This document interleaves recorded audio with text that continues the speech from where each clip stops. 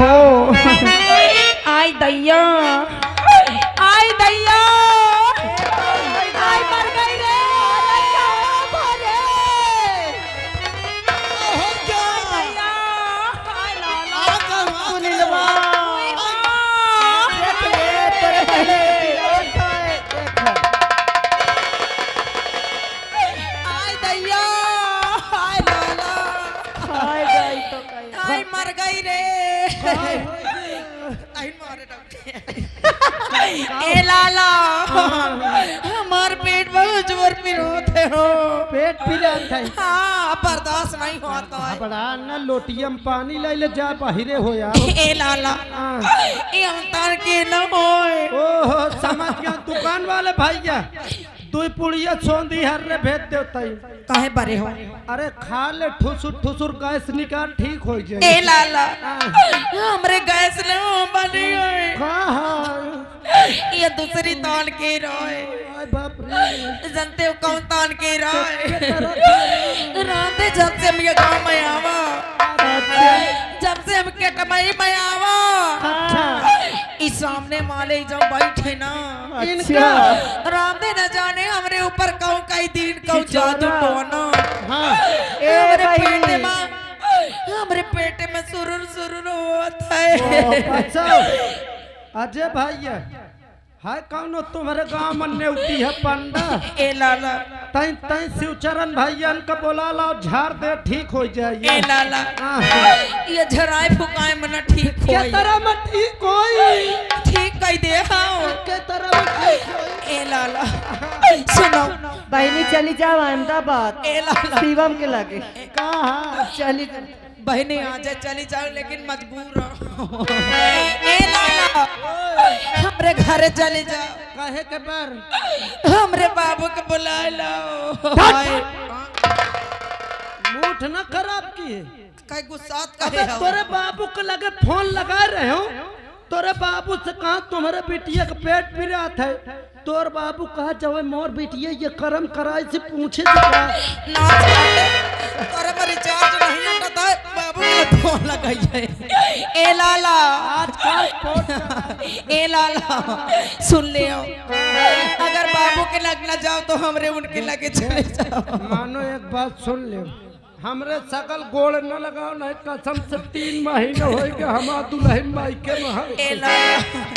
15 दिन हम को हो गए सुन ले हमरे उनके लगे चले जाओ रुको हम ठसीद कह ले तो बैठ जाओ हेलो और आ गए श्रीमान जी डॉक्टर ले चलो डांगर साहब के लग कहे के चाहिए डॉक्टर के लगे हो अच्छा डॉक्टर के लग कहे के बारे जाइए हमरे सुई लगवा दे अरे बाप रे मैं कहा तो फूल सिंह भैया बोलावत है सूजा घुसेर दे ए लाला रात इनके सूजा में मूर्छा लाग अरे तो घबरा न इंजेक्शन महू लाई के आए हम आए इंजेक्शन लाए हम चमड़ा मैक्सिन धाई के हाँक दे हम ए लाला तुम्हारी इंजेक्शन अगर हमरे लाग जाई ना तो तुम्हार मेहरिया मारे चप्पल हेलो सुनील भाई नीरज भैया हैं साथ में 10 रुपये दिए आए 10 रुपये में सुई नहीं लागा था कहा तो तुम कहा घबरा तुम मोहन से पहले ये निपट ए लाला आए उठावा हो आए दैया आए मार रे सफेद आए दैया हर माई मंगली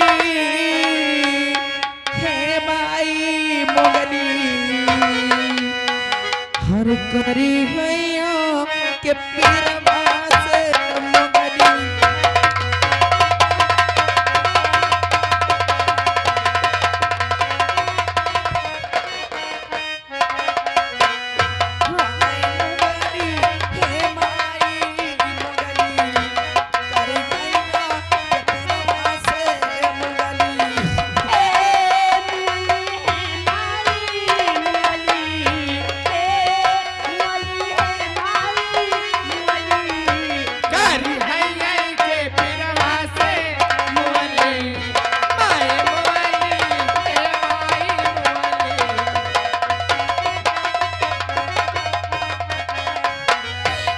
मोरी पहली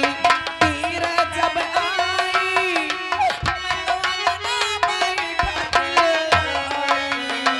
अरे पहले तीर जब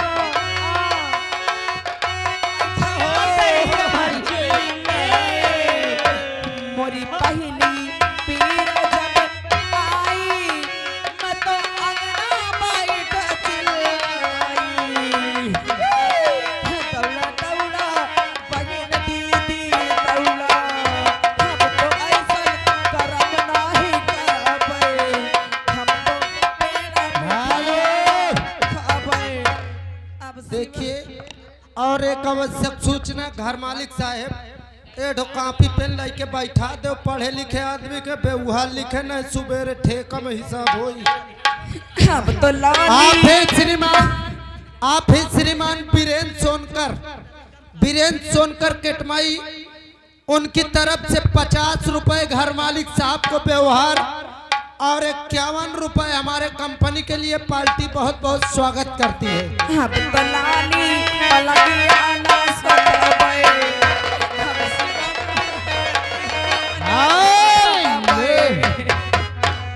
और आ गए हमारे श्रीमान जी नीरज भैया। नीरज भैया ये अच्छा बोलो तुम्हारे लिए स्पेशल दे रहे हैं कितने आते थे 10 रुपया 10 रुपया में सुई के आगे वाला नहीं मिलता मिल जाए। और उनका कहना है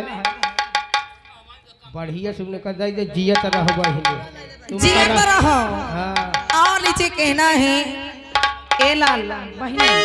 कहना है और जिया तेरा हो लाला और जिया तेरा हो भैया। अच्छा इनके लिए है जाऊं 10 रुपया देहन पूरा नहीं गए दी ना का कहियो पूरा में मां ठुस होई और जिया तेरा हो लाला और जिया तेरा हो भैया। अरे तुम का रखा दुर्गा मैया जी गता रहो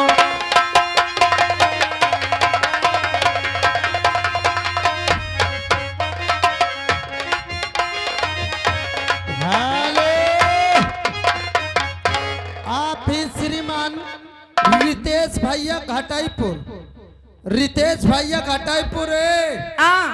तुम कनो ये कत्ता हेवा कया है कथावा कया हाँ एक कत्ता ही कलर मंडी बही